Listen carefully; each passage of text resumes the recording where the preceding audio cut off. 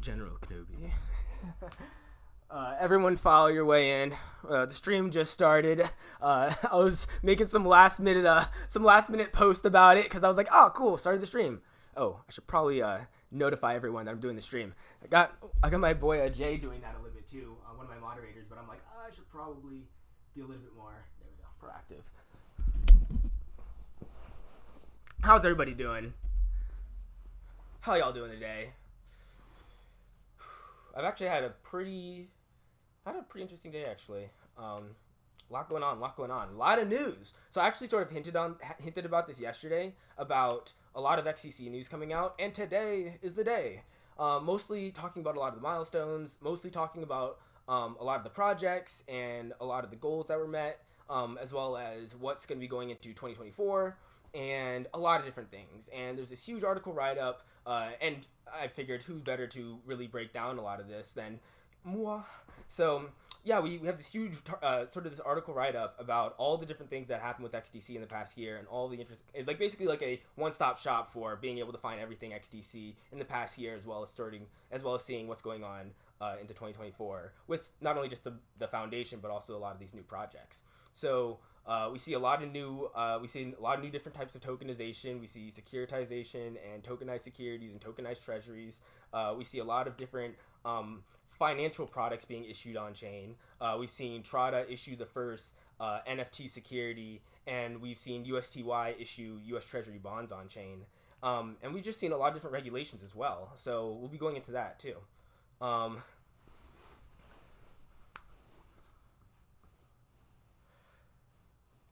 Let's see. If anyone has any questions real quick, this would be the time to ask them. Because I think I'm gonna go sort of section by section and sort of not only explain like sort of what happened, but also explain sort of my experience with it too. I've seen a lot of these projects sort of progress over the course of the past year, and it was cool to sort of see them go from not quite an idea, they were sort of like in their process, but sort of seeing them being like implemented now.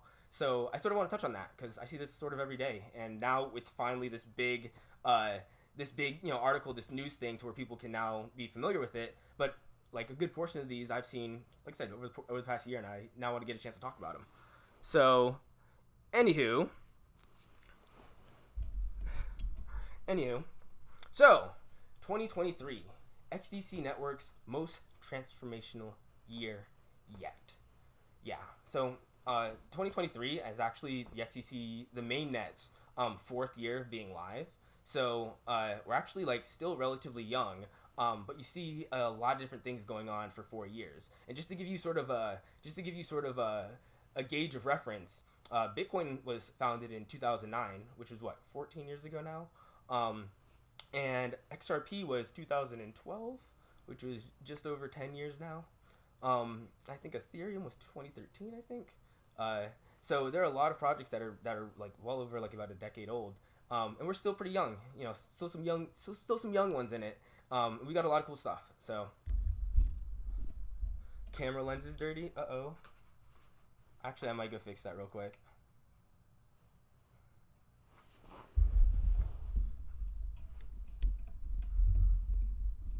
Let's see. Let me see if I can actually fix this. Give me a second.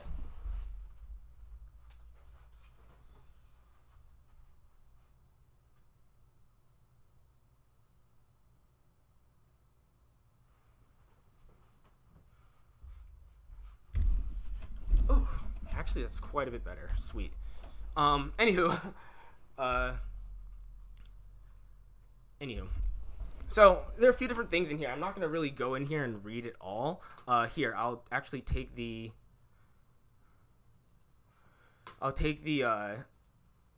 article and I'll put it down here in the chat for you guys if you guys want to read it yourself.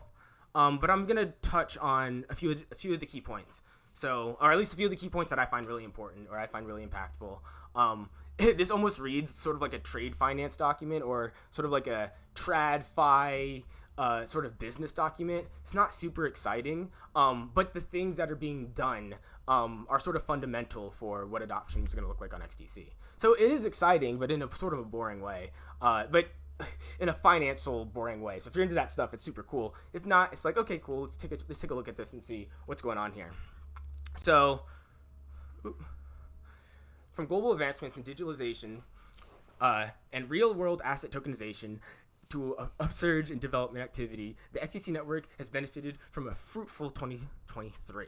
So one thing I wanted to talk on, I know it's coming up in here. So tokenized U.S. Treasury bonds. Let me see if I can highlight this. Private credit RWAs in 2023 have exceeded 1.3 billion in value. TradeTech's U.S. Treasury token USTY has launched via their TradeTech subsidiary on the XDC network in August. Gives investors exposure to a multi-billion-dollar, highly liquid ETF that is indexed to short-term U.S. government bonds. So we now have USTY, which is essentially backed by U.S. Treasuries, which are essentially allowing you to be able to tokenize U.S. Treasuries on chains and be able to back these stablecoins with them. And that's really just a fundamental instrument. It's being able to have a stable value, being able to have a stable peg to a stable coin based off of a legitimate asset being these treasuries. And there are different ways people do it. People have like equity-based stable coins and have just different ways of being able to back a stable coin. This is just a new, and I think this is sort of like a standard way, like this is sort of like the safe way of doing it. But I think this is really cool because I think you're going to see a lot more of this. You're going to see a lot more of tokenized securities. You're going to see a lot more of different stable coins. And then with these stable coins, you're going to see a lot more of trade interacting between a lot of these different trade partners. Because right now, like, people like to use the native cryptocurrencies because, like, people like to make money and speculate and hold them. But a lot of businesses don't like the volatility. So being able to bring other instruments on chain to be able to offset that volatility, like stable coins or even treasuries, is a great instrument to have for institutions to be able to engage with.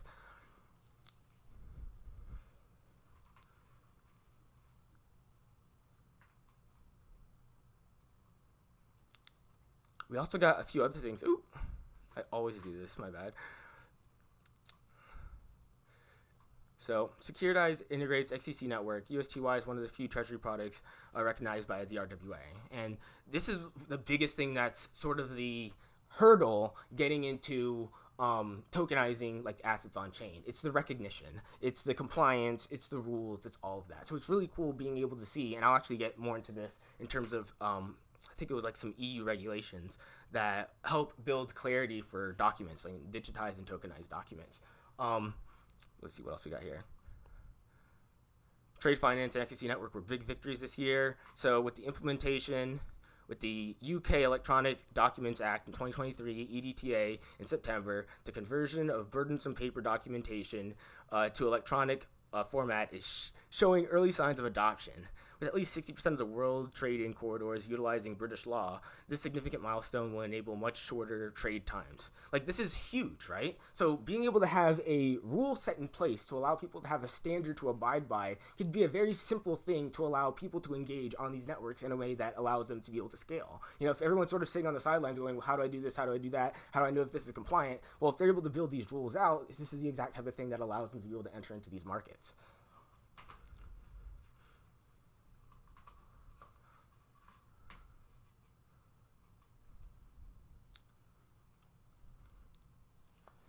Actually, if anyone has any questions, I'm definitely down to ask them or to answer some questions. I sort of see a few in here, but my audio might be low. Let me see if I can boost this a little bit. I was actually meaning to do that earlier. There we go. How's this? Is my audio a little better? I think it's all right. Cool. The long-term potential of blockchain technology. Ooh. I swear, I did it again. The long-term potential of blockchain technology is bolstered any time there are advances in regulations in support of the usage. Perhaps leading the way. If I can just hold my finger steady. Perhaps leading the way this way in EU's. Oh my goodness, I'm screwing up. But perhaps leading the way this year in EU's markets and crypto assets. MiCA legislation has passed in April. In enacting this legislation, the EU recognizes how crypto tokens functions as legitimate utility assets in investment vehicles, signaling EU's confidence in promise of blockchain technology to address real-world problems. So yeah, just being able to have just a set of rules put in place, but also being able to recognize these different documents / tokens and all of that are just building blocks to allow us to be able to build. Now that these rules are set in place, now we can get to the fun stuff. People being able to more tokenized treasuries, more tokenized bonds, more tokenized financial instruments, and people utilize blockchain technology as well as taking it seriously. one thing that I thought was really interesting, there's a few infographics that are really cool to look at. Actually, so here we go. So over the past year, we had a few different hackathons all over the world. Actually, I was in a hackathon in Austin, Toronto, and New York, but we had some in Brazil, we had some in London, we had some in, I believe, in India, Singapore, in Tokyo, Dubai, all over the world. I think we actually had over 150 different teams apply or not apply, but uh, per, participate in the different hackathons all around the world. So we had over 150 different projects submit to launch their projects on XDC, primarily trying to gain grant money. But we were able to see so much growth because even some of those projects that were started off as hackathon projects have actually evolved into like startups. So you'll see like a few guys come together, and I met a few guys in New York like this, where they sort of had a project, they built it up, they got a little bit of grant money, and they're like, oh cool, how can we scale this? And they're sort of running like a crypto payment terminal that allows you to pay crypto with a debit card and essentially scan a terminal for it.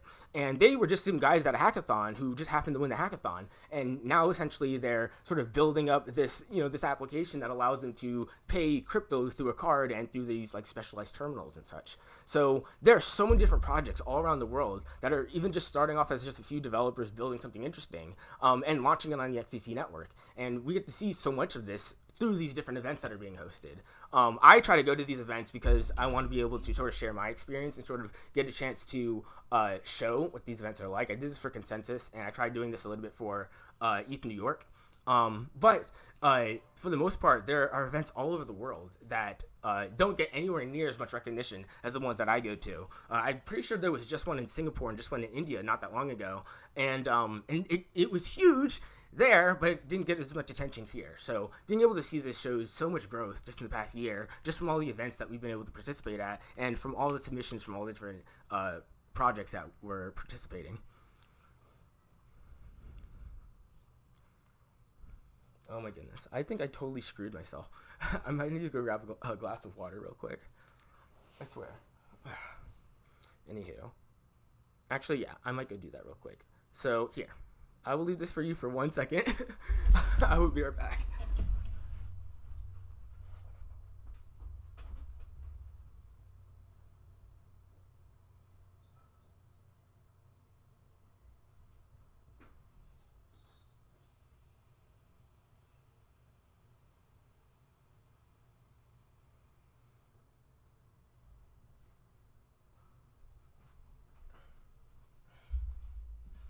Oh my god. Oh, yeah, I swear I was about to die from thirst for a second. Anywho. Actually, I'll put this down here. So yeah, the developer growth in the hackathons has been has been probably, I would say, some of the biggest growth that we've seen in projects and in developers. And one thing that's really cool, and I've noticed this, is last year we didn't go to a lot of events. We went to a few events, but we didn't go to a lot of events. So this year we wanted to be a lot more proactive in that respect. And at first it started a little slow. Like we'd go to Consensus. I ended up going to XRP Vegas too, but that was a little bit more of like a casual event. But I ended up going to Consensus, and we ended up talking to some people, talking to different projects, talking to different people in the space. And what ended up happening was when we ended up going to the next events, like Toronto, New York, Austin, we ended up running to the same people over and over again. And even the people that we didn't run into, we ended up finding people that were like, oh, we saw you at Consensus, or oh, we saw you at, whatever the event was. And being able to be present at a lot of these hackathons, at a lot of these conventions, at Consensus, allowed for this huge presence to be this huge physical presence to be had with XDC.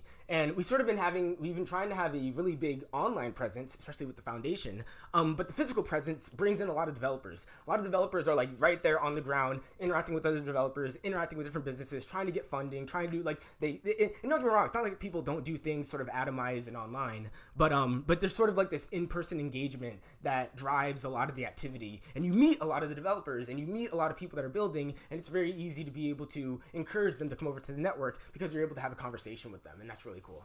So it's been really nice. It's been really nice.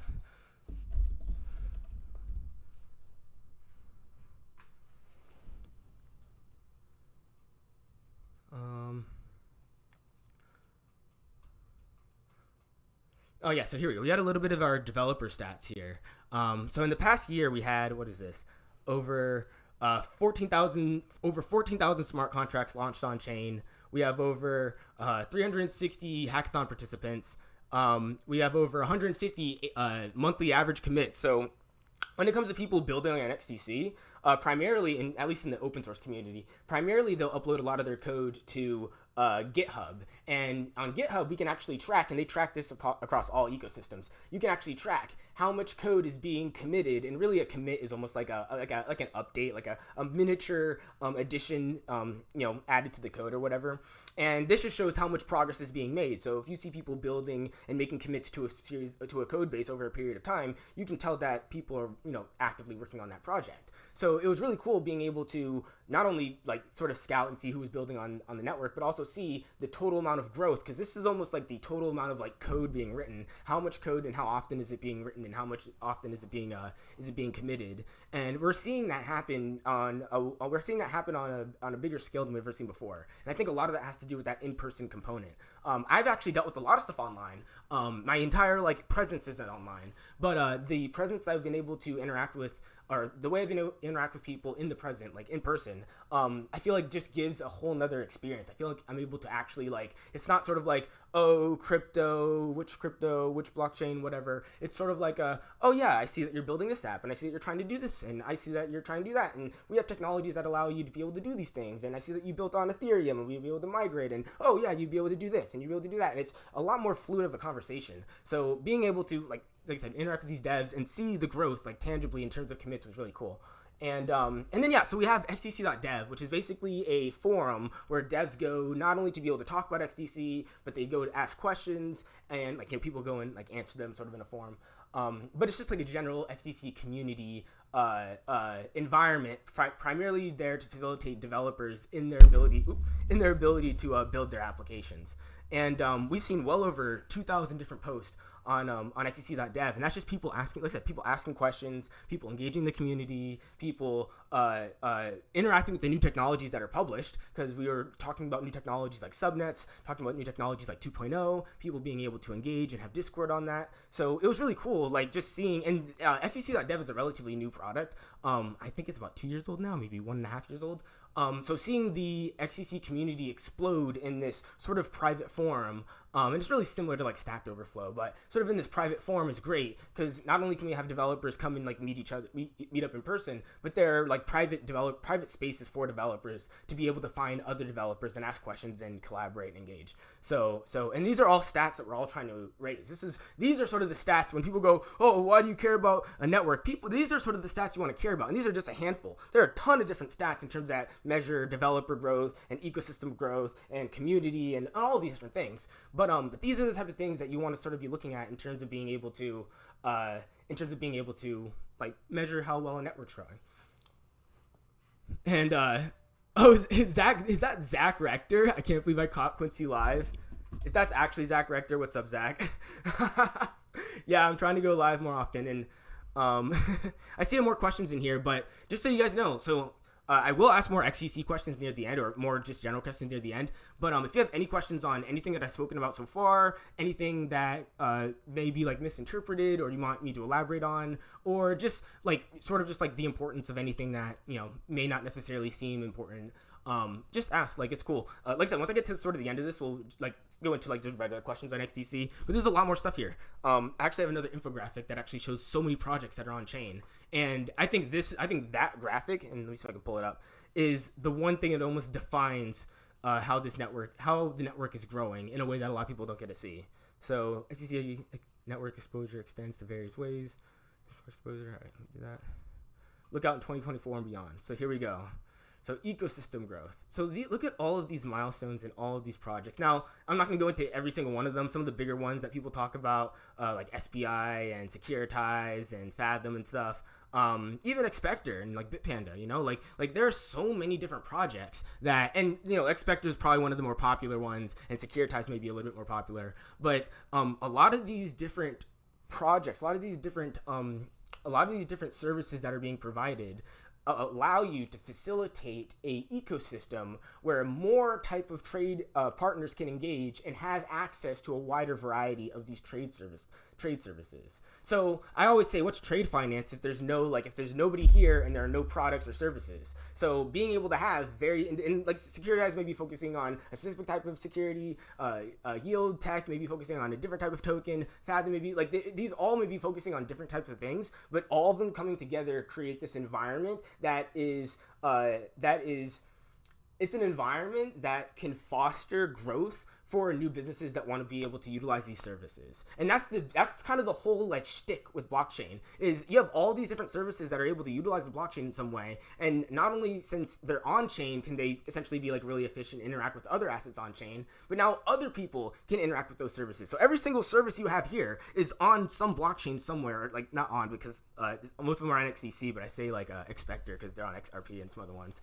But all these different services allow you to operate on XDC or any public network, and you can tap into them directly or tap into their assets directly. So these are services that would otherwise be be behind these walled gardens in order to be able to engage with. And these walled gardens basically just being giant banks, giant financial institutions. And you may say, what's the difference between them and these guys? And I would say these guys are no different than some of you guys. These guys aren't super mega bankers. Don't get me wrong, some of them have a little bit of a banking background, but these guys aren't the Fed. These guys are hey, look, we're some devs. We think that this service can be utilized in a certain way that can be more efficient than the traditional system, and we can utilize these technologies to be able to facilitate these. And they do. That's sort of what I'm trying to do. I actually built out a whole set of tools primarily focused on how can you take traditional trade finance instruments and apply them on chain to allow them to run more efficiently. And that's what a lot of these are mostly focused on. So anywho.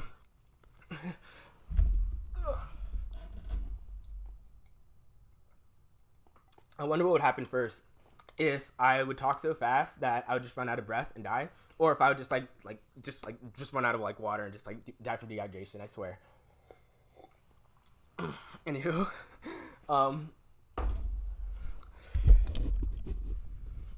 anywho. Yeah, we have so many of these different projects happening. And a lot of these don't get enough attention. Like I said, they're more institutional type. Trade Trust is more institution, Securitize is more institution. But what this means for the regular person, or at least what this means for the regular XDC community member, is the demand for the network is increasing because people are creating services that are offering services that are demanded. So as every single one of these services become more popular in any respect, whether they have more clients, whether they have more users, whether they have more whatever, it creates more demand for the network and creates more engagement between these different parties, creating essentially a I don't even want to call it a mini economy, because it is a macro economy. It's a macro economy of microservices. So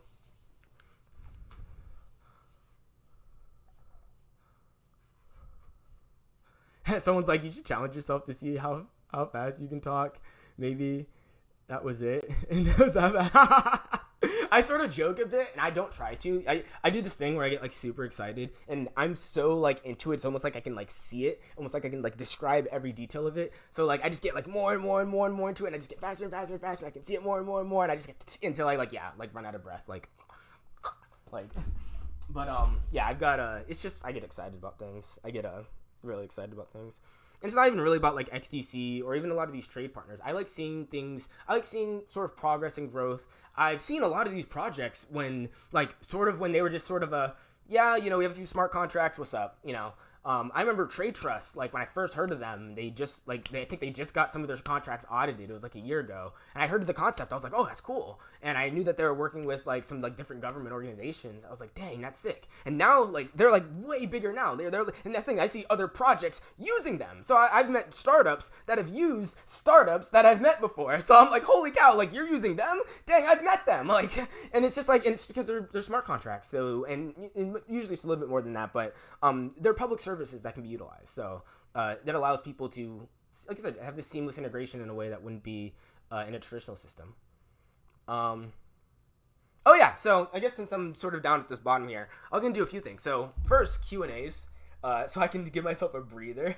And then I was actually gonna hop Zach, if you're still here, go warm up the Twitter space. I was actually gonna hop on Twitter Spaces after and talk about the same thing, talk about the XDC news, spread the good word. But if you're down to hop on Twitter, I will literally hop in your space. So if you want to create a space, I'll be in there in 5 minutes. But yeah, definitely any questions before. And I only do this because I like being able to share this. I might make this more of a segment, maybe like once a week. XDC Foundation puts out a whole thing for all the news of the week, or all the news of the week and prior, and they do it every Monday, and I'm like people sort of see it, but no one ever really gets to talk about it. And I see some other influencers sort of touch on it, but like I kind of feel a little guilty because I'm like, I know everything going on here. I might as well just sort of just make a little. I never really thought of it until like I've sort of found the foundation for what I want to try to do.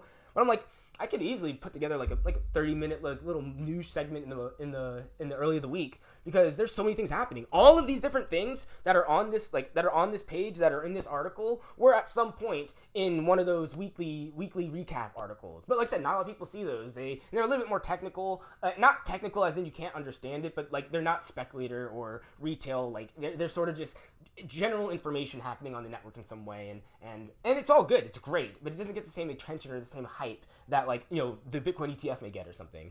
Even though it may be, like I said, some of these different applications being able to reside on chain and being able to be utilized.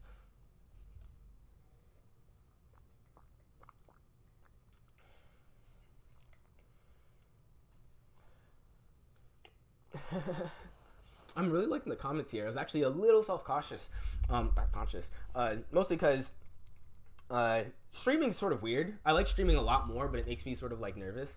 Mostly because I'm like, oh shoot, like everyone's staring at me, but like whatever, I guess. Because I feel like I get to like flow a little bit more with like the things I get to talk about rather than the videos. I feel like I get so like caught into trying to make the perfect video that I sort of miss getting into the thing I want to talk about. And I feel like I don't really get into the thing I want to talk about. I feel like I'm trying to sort of like structure this video to be this. It feels way like, it doesn't feel like as authentic as it could be. So I figure I'm like, hey, look, I'm gonna do these streams. I'm gonna find really good content, find really good things I talk about, segment them up into little videos, and if you miss a stream, you'll catch the video. And that's sort of, that'll be like, actually, that might just be my my little like saying. If you miss the stream, you'll catch the video, or catch the VOD or something. But no, I like to stream a little bit better just so I can be a lot more natural and actually get a chance to talk and be able to interact with a lot of you guys too. And that's why I like going in the spaces. I originally sort of started with the spaces, but spaces are good if you can find a good space, but they become like super degenerate real quick. So you got to be careful, and there are trolls and stuff like that, and depending on the mood, because I remember when the whole like Israel-Palestine thing came on, it became super political. So now everyone's talking about a bunch of things that they wouldn't otherwise be talking about, and it gets off topic in a sense, and people get really emotional about different topics. So Twitter is a real mixed bag of interesting content. On one hand, I might be able to run into David Schwartz and have a really good conversation. On the other hand, I might run into a conspiracy theorist who believes that like the Illuminati and like the Freemasons or something are like shoving sticks up their butts or something. Like I don't know, like I don't know, like I can't begin to tell you how insane I've heard not even just conspiracies, but just like speculations and these things go off the rails so crazy on Twitter. Someone says I'm an adult diaper. That's hilarious. These are my shorts. That's so hilarious. They do look like an adult diaper when I sit though. Oh, that's funny. That is so funny. That is hilarious. Yeah, it kind of does look like an adult diaper. Oh man. But yeah, if you don't have any more questions, I'm gonna hop on to Twitter. Hopefully, I hope Zach heard that. I hope he didn't leave.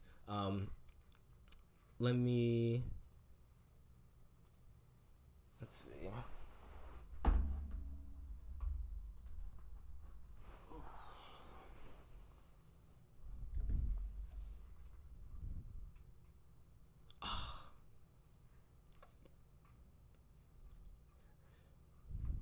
I don't think he heard me. He might have left. There's a few spaces I might want to hop in, but the biggest thing I wanted to talk about was just the news and what's going on with XDC. And now going into 2024, I think, one, there's going to be a lot more like physical presence, kind of like I said, but with all the things that have been sort of set up this past year, as well as how much our internet presence has grown, how much the community's grown, I feel like we're gonna have more of a cultural foundation in the space. I feel like we have like interesting technicals and we try to make a name for ourselves, but we don't have like that like recognition culturally. Yeah, the XRP community likes XDC and people in around XDC like XDC, but a lot of people don't even know what XDC is, and they'll know what Polygon is, they'll know what Avalanche is, but they won't know what XDC is, and so it's sort of like a battle to be had of how can we sort of segregate ourselves from the others and in a good way, so we can show what makes us better, but we can also like show what makes us like unique. And I think the biggest thing in that is like is really that institutional like behavior, that institution based activity. But like I said, no one's heard of XCC, so they don't even know that. When I speak to a lot of these devs at hackathons, it's actually like 5 minutes in before they're like super into XDC, because I'm talking about how, like I said, tokenizing securities and being able to build trade instruments and or automated trade instruments that can engage with multiple parties, and doing all these different things and taking traditional trade concepts and bringing them onto the blockchain. It's actually a relatively simple thing to be able to do and be able to convey.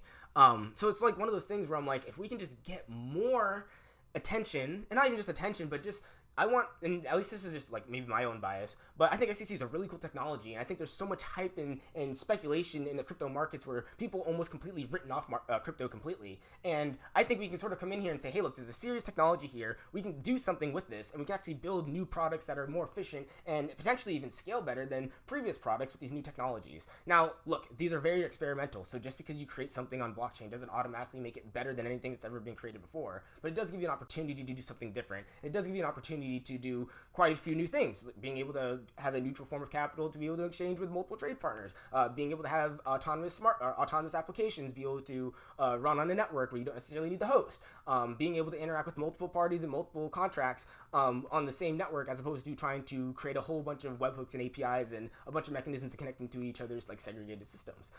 These are cool, all of these, and I think if you could get somebody out here to just talk about them, I think people would take crypto more seriously.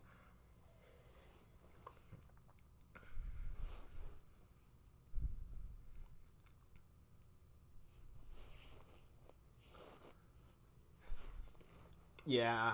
Um. ugh, Maybe I might just start my own space. Who knows? But I was trying not to. I love hopping in the other spaces because I like the engagement. If I start my own space, it turns into a monologue. If I'm in a monologue, I might as well just monologue here, looking for another space. um.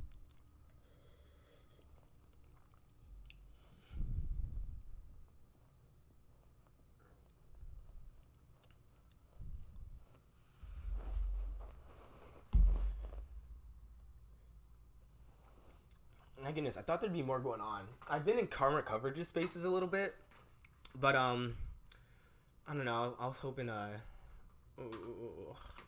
were a few other things I was thinking about doing too, but I don't know if so I know a few different startups that are working on a few projects, and I even told them, like, hey guys, I'll be streaming, and while I'm streaming, if you want to hop on at any time and just chat and like hang out, and mostly because whenever they like hop on, they usually ask me a few questions on what their project is, or we just like shoot the shit around crypto and talk about like new things that are being developed and sort of. And one thing that I've noticed with a lot of these new startups, especially these startups that are focusing on like traditional finance or these traditional markets, is they'll abide by these traditional rules and then try to fit themselves into crypto. So it's really cool because when I talk to them, I'm like, wow, you guys have a really intricate knowledge of the traditional systems. And they're like, yeah, because we're like tiptoeing to like not set off a landmine. And some of them have like previous experiences in that too. But I'm like, yo, we chat all the time. Like, you guys just want to hop in on my stream. We can sort of get that same engagement too. And I just want to share that experience as well, because some of the things they talk about are just insane. And sometimes it's not even crypto related. It's just like regulation wise, just just if you wanted to let's say you wanted to tokenize this, and then they like paint out the whole story of the regulation you would need to get to this, and then be like, okay, then you use your technology or whatever. And I'm like, holy cow, I didn't even know that process was that process. And they'll be like, yeah, that process is just that process for this particular thing. This has a different thing, and this has a different thing, and this has maybe this exception, or this is packaged this way. And most of it is just trying to navigate these laws, like in a sort of safely, because what is it, SPV or SMV? Special purpose vehicles, like the biggest thing that people are doing to try to be able to integrate blockchain technology into traditional markets or traditional instruments as well. But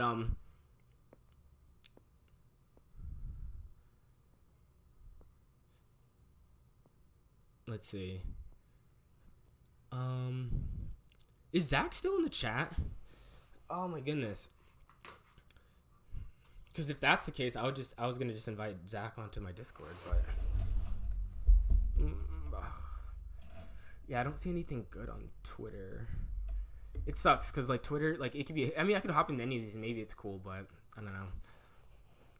Do you guys have any questions? Like any questions on the XDC news? Like this is like it's actually not the biggest of deals. I think the big deal is having all the information together and being able to see things over the course of the past year. I've seen a lot of these things pop up in and out. You hear this here, you hear that there, you hear people are doing something.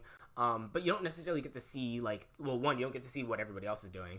But you don't necessarily get to see a lot of it come to the public. So now being able to see a lot of that's cool. So now we can actually start having these public conversations around these products that are getting a lot of promotion and getting a lot of attention. Karma coverage is a good space. Like, don't get me wrong. Karma coverage is a good. Oh, and I mean, we got Mr. I in there too. Mr. I and I are kind of boys. Mr. Intuitive. For those who know, you know. For those who don't, you'll find out. Why not? Yeah, Karma's cool. Let's do it. I swear.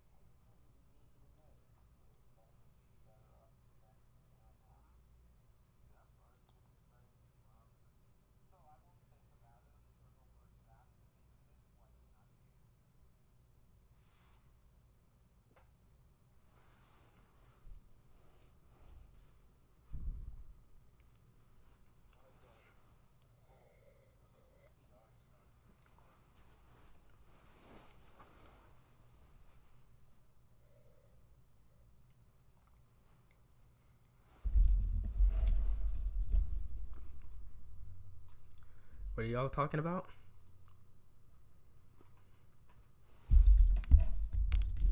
I think X is like tweaking out. Twitter X or whatever.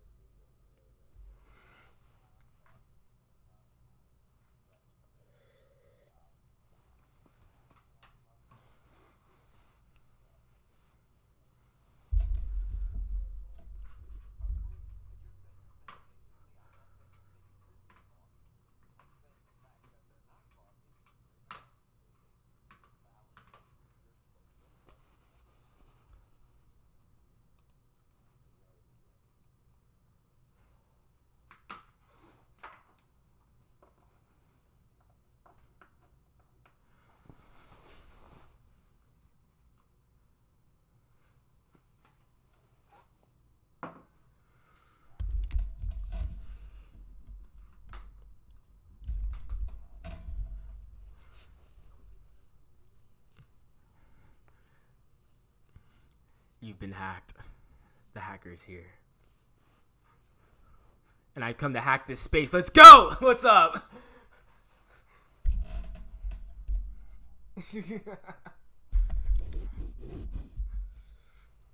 What are you guys up to? What are you guys talking?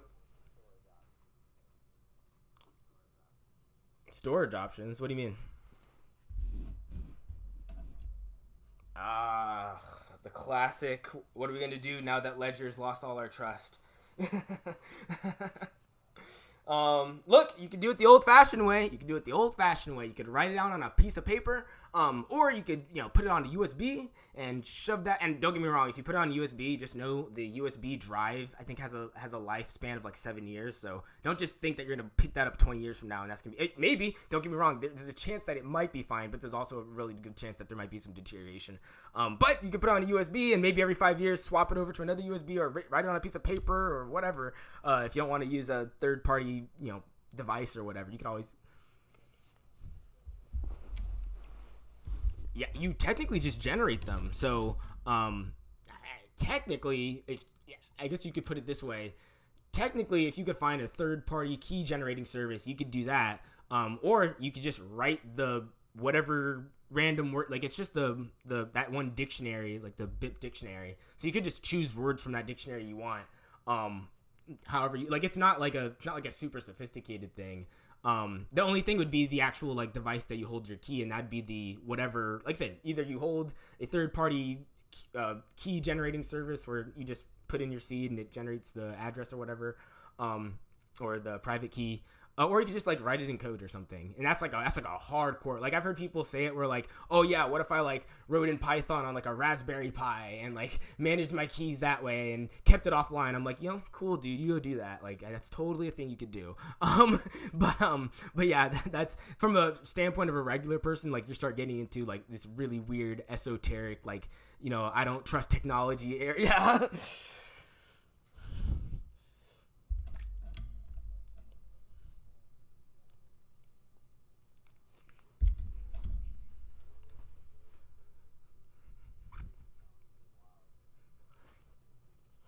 So it depends on what you're hosting it as. So let's say you had it in a USB. Well, this could be something just as simple as the file with the words on it. Now, depending on what you're using to engage, like I said, if you want to engage with it in code directly, you can just write some code to, use the file, write your keys, do whatever. But that file can be put into any other sort of key generating service, whether that's like, not even key generating, but like wallet generating. So like you could take that directly and put it into MetaMask if you wanted to, but you could also take it, there's like a zillion out there, like web ones, desktop ones. You just take the seed, generate your key, and you can use that to sign. But really the key is just the file. So if you wanted, like I said, if you wanted to be like, take the Raspberry Pi, take the file and write your own code to sign your own keys and publish your own RPC or whatever, you could technically do that. But there are like little services that provide these things too, where it's just put in your info and it generates the file. Really, that's really what your keys come down to, just a file with 24 words in them.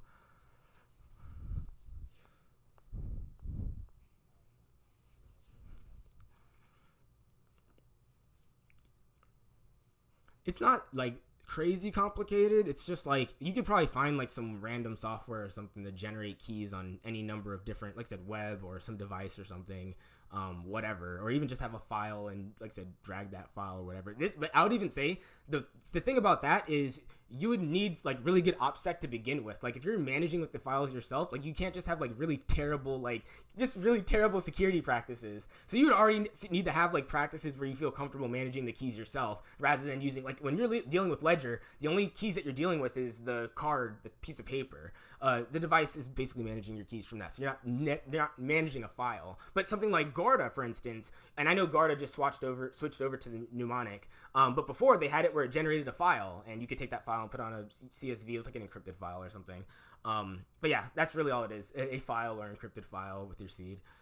And then it just goes into some software that's used to sign it.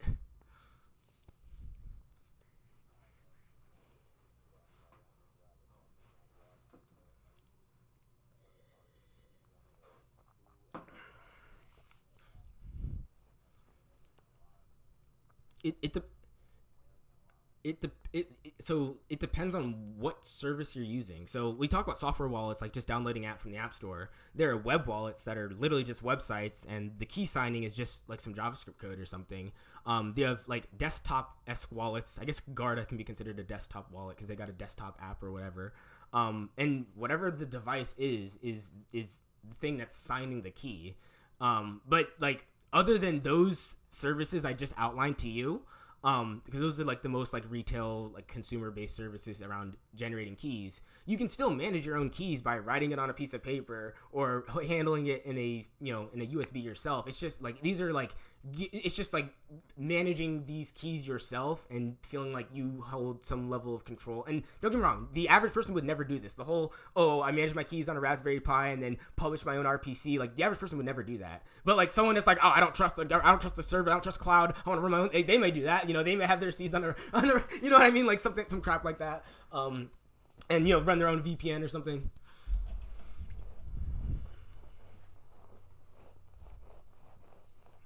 Fundamentally nothing. The only difference is the experience. The only thing is how you put those keys into whatever thing you're going to use to sign them. So whatever fundamentally, you could take any sort of key, write it down on a piece of paper, and then just find a device to be able to log that key into and sign. That's basically and that's the thing, that device could be a Raspberry Pi, or it could be a Ledger. It could be a USB, or it could be a Descent. It could be a freaking offline computer, or it could be like some, I don't know, Nokia phone if you can hold files on it or something. And maybe if you had something to sign it with too, maybe you could do that. But really, the key is that seed phrase, and then that's used to be put into some software to sign. Like I said, whether it's a hot wallet or a software wallet, whether it's a software wallet or whether it's a ledger or something, they all fundamentally come back to that seed, and then it's just used for signing. This could even be going back to maybe user accounts being managed by a third party. It's still coming back down to that seed. They just have their own proprietary systems to manage the signing, maybe paired with a login or something. It's literally just down to that. Now, your experience from a user standpoint, you may choose different devices based off your experience. I personally like Descent because I like the fingerprint scanner. But yeah, from that standpoint, I don't think there's much room between very mainstream wallets and trying to go super off the grid. You can. I'm not saying you can't, but I don't think the average the average person is probably not going to set up a USB and put some keys on it. They could. It'd be a relatively easy thing to do, but most people would just set up a ledger. Yeah, I have no qualms with Descent.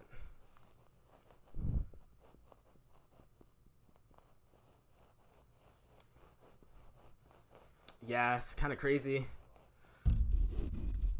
It's actually partially why it's partially why I'm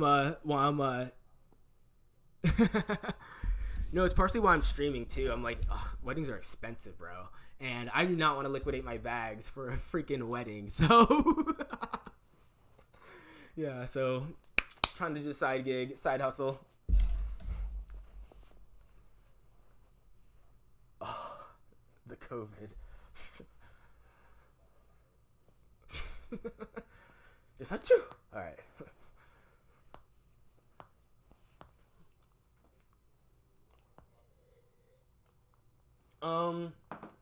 So I don't even know how much I'm going to touch on this, but I got approached actually from they're not big or anything, but they are well known in the XRP space.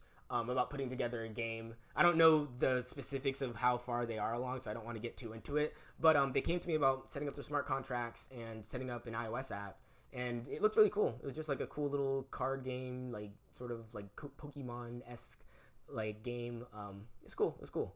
And it was something that there's a lot of gimmicks in the space. This was literally just a game that just happened to reside on blockchain. It was literally it was more nerdy than it was technical. It was we've got the orcs and the cards and the all the different magic stuff, and it just so happened to be able to run its logic on chain. And they're just trying to figure out a way to allow their users to interact with the smart contracts in a simple way. They're trying to figure out something like Wallet Connect or Zum, maybe a third-party hot wallet provider, custodian or something. It depends on what their needs were, but it may be something I might be getting involved in just because I thought it was actually kind of cool. So, what the hell is that? Cloning myself?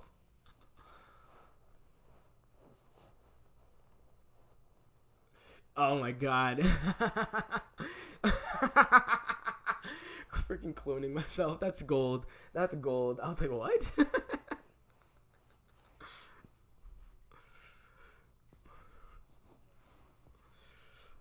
Oh my god, that'd be so cool if I had a whole like army of clones for myself. I'm like, all right, you're gonna focus on iOS development. You're gonna focus on smart contract development. You're gonna focus on a little bit of AWS over here. We're gonna be focusing on managing our RPCs and our subnets. You over there, you're just gonna sit down and chill for a little bit because goddamn, you need a damn nap. And let's go. Like,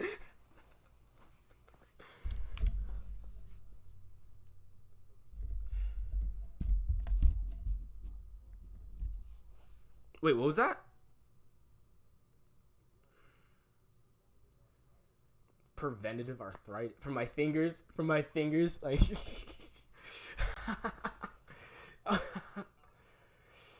How old did you? What was that? How young? You gotta guess. Like no one really guesses it. No, you're close, but yeah, no, you're not. I'll even give you. Actually, you hit the mark right there. I just turned 27 too.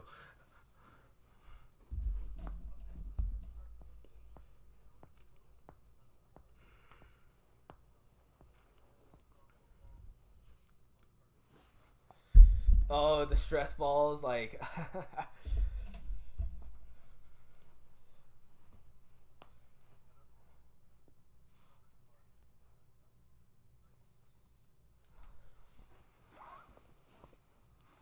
Okay, I have to ask you something. Is it true? So I keep seeing this meme over and over again on the internet. It's like this programmer meme where it's like the guy's like sitting in his chair with like poor form and the monitor is like really low, so he's like looking down, huddled over. Yeah, and it's like no, like you need to sit up, elevate your like monitor, like sit back, like I'm like, is that true? Like, because I totally get both, where you sort of just slouch back and you're kind of like, all right, chilling, whatever. But then at the same time, like maybe you're like really into something and you're just like locked in, and then like yeah, you're like actually like good form, like I'm actually trying to get stuff done, not lazily chilling down here, lazily trying to figure out why my bugs are totally fucking me.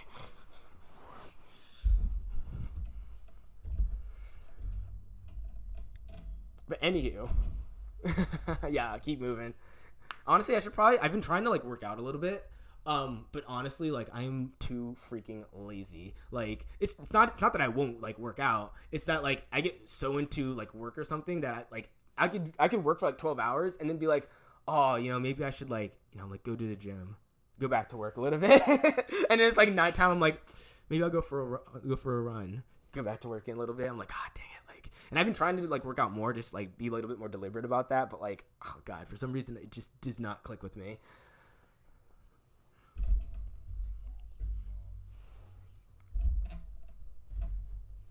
Dude, go to my stream right now. Go to my stream right now. I literally just since you did that, go to my stream. Oh, Mr. I, you gotta get to the stream. I can only hold this for so long. What? Nothing showing. I'm frozen?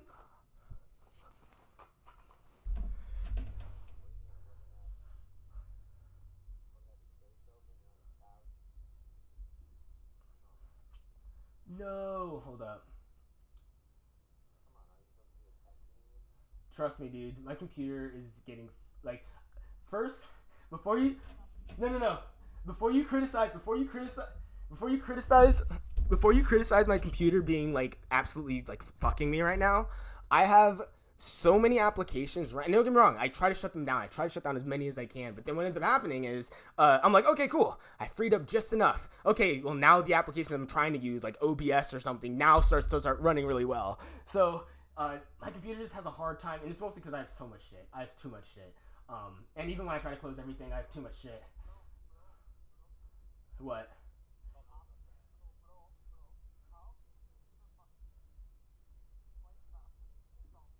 Oh no!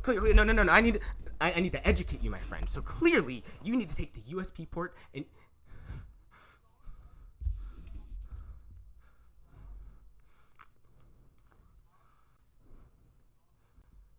Oh, I was gonna get into a joke, but the main thing is I just got a bunch of stuff running, so my computer slows down.